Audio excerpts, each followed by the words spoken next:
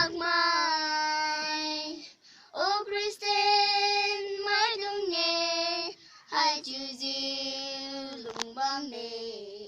Chữ lưu diệu sĩ cầm đề, chữ diệu ta cầm ni đề. Ô Bible gara khai bố hina Phật ca ha diệu băng nề. Si diệu lưu khai mạc mãi si ra.